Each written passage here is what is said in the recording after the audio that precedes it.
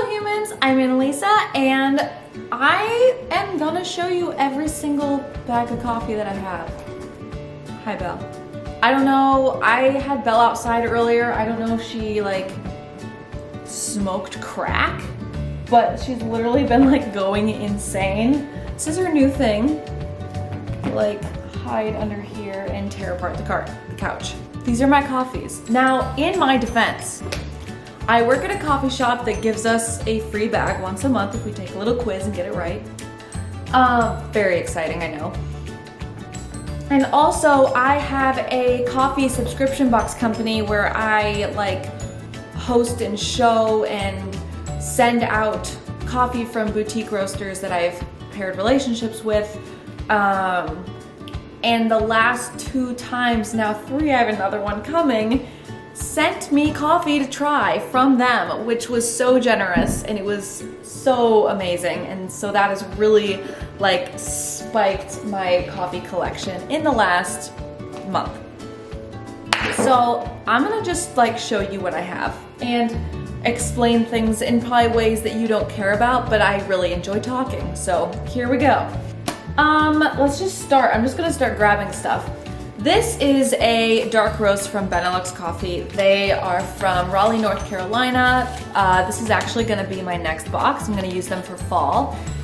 They were kind enough to send me a box of coffees. I literally came home one day and there was a box on my porch from Raleigh and I was like, all right, and I opened it and it was coffee. So if you guys ever wanna surprise me with boxes of coffee on my porch, I would love you too. So I've been tearing through these blends and getting some like profiles written out for them. And I yesterday decided that I wanted to use them for fall because I typically am a single origin, light roast, fun process, kind of like pour over girl. So that's what I drink. So they sent me blends, which was really interesting, but it was really good because they were dynamic and not too roasty. They were smooth. You could tell that they were high quality beans still. They weren't hiding any profiles. This is from the coffee shop I work at, Kickapoo. I have a Kenyan single origin Peaberry. A Peaberry just means that there was one coffee seed that grew inside of the cherry instead of 2. So it is said that they're sweeter and smoother and have more dynamic properties than 2 because they would soak in more of the sugars from the cherry. It's a phenomenal bean.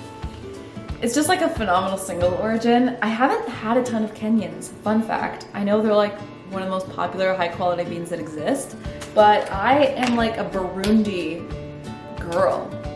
I have, and Ethiopians right now.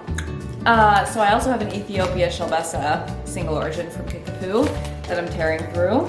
And the Burundi Kimbino, which is the intenso yeast process, this one just came out. This is a fairly new process that's on the scene in the coffee industry right now, where they actually let the beans ferment in brewer's yeast for the first bit of drying, which is really interesting because Burundis for me have a very, very smooth, late summer berry kind of sugary quality to them, and the intenso yeast keeps the smoothness but gives it much more of a savory profile,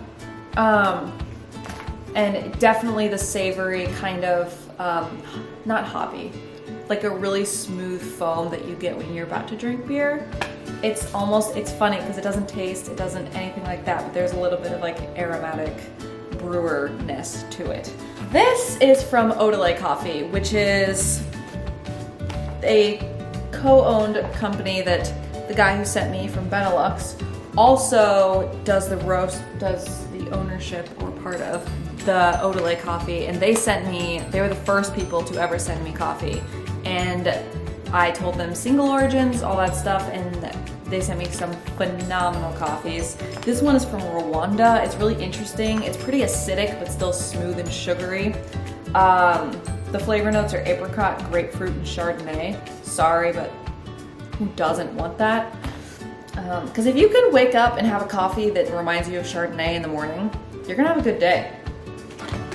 Benelux blends, Honduras and the 17th century blend.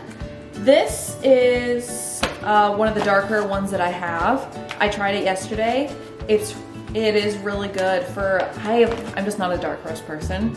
So, I'm waiting for those. For me. But it's really good. It has berries, citrus, and dark chocolate as the flavor notes, which typically when you roast darker, you get those nutty dark chocolate, burnt sugar, but in like a good way, kind of like when you cook maple syrup. And then the citrus, you get these like tart, like orange bitters type of a deal. Still really smooth. It's a good balance for sure. And that's why I want to use them as blends for the fall box, because you think blends on like a cozy, cool fall day is gonna be nice and warming and stuff like that. Another from Odelay, this one you can see I have completely torn through. This was probably my favorite one that I got from them. Phenomenal.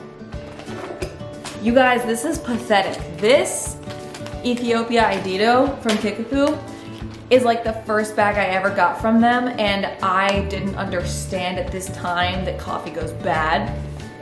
So it's still whole bean. I don't know what to do with it. I should grind it and like bake with it or something, right? Yes. More Odelay samples that they sent me. You guys, they were so amazing to do this. The Rwandan sample. I ended up buying the big Rwandan bag for myself. I was like, I need this in my life when I put in my order for the subscription boxes. And then they also sent me a little bit of a more medium roast with nutmeg, plum, and almonds. So good. Okay, now we're getting into like the OGs back here. So when Hunter and I got married, we decided to, wherever we go, if we have a place that's special to us, buying coffee from that place, and then you can drink the coffee and enjoy it, but then it's a really cool thing, like keep the bag, because like coffee bags are such a identifiable memoriam to certain places and like memories. So right after our wedding, which there's a vlog relating to this story as well, we left on a super spontaneous, fun trip out to Montana and just like lived in the mountains for 2 weeks. And we came across Montana Coffee Traders, and that was like it was like my second good experience with specialty coffee ever. This was like last year. And so we bought the organic Montana Morning. Again, I didn't understand like, please grind and drink immediately, because coffee is meant to be drinking. It's not meant to be saved and preserved. It's not a wine. So I'm just gonna have to get more from them and drink it then. But this is our little memoriam bag from our honeymoon. This coffee bag is from Hannibal, Missouri. It's from the Chocolaterie Dam, which is this place. They make homemade chocolates, gelatos, they serve coffee. It's a little candy shop right on the main street, and it's the cutest place ever. And it holds a lot of great memories for like me and my sister loved to go there on days and just like have a date. And then Hunter and I became a really special place for us as well, because that's where we went the day he proposed. So we made sure to snag a bag from there. This was also the first black coffee I ever enjoyed. Like just plain black coffee. This bad boy right here, my Monarch Coffee.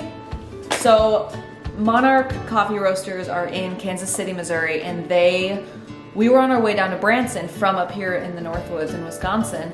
And to get to Branson, you have to go through Kansas City. And the best roastery in each state for 2019 had just come out.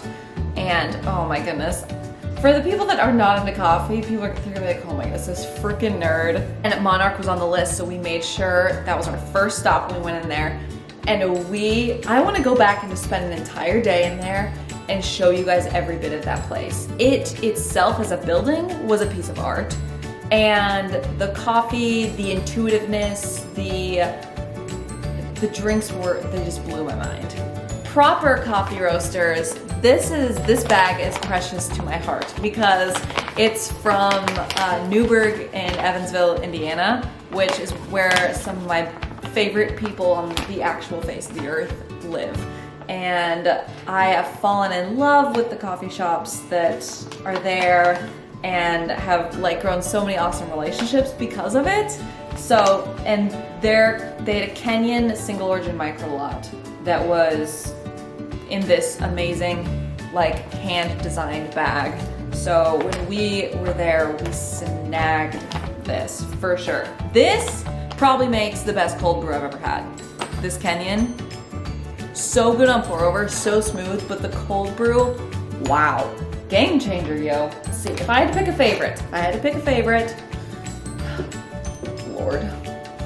I would probably have to go with the Kickapoo Kenyan, the Peaberry, only because I don't have the new Ethiopia Yirgacheffe, a single origin, in my hands right now, which I have a lot of coffee to plow through before I can even think about that. But anyway, the Peaberry is super smooth, super sugary.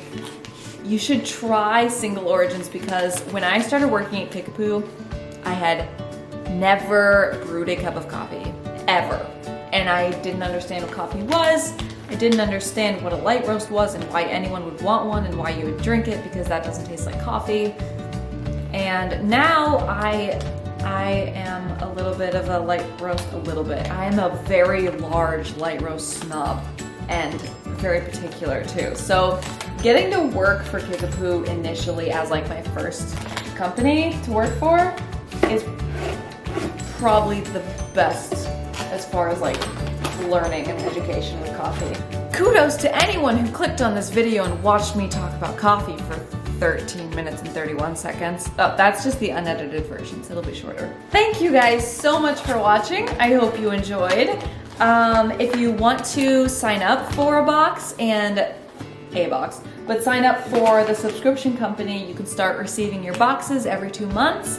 I'll link my blog below so that you can go check it out and poke around and see if pick out which box you think is right for you. It'd be super fun. Anyways, thank you for watching. I hope you enjoyed, and please have a great rest of your day, and stay weird.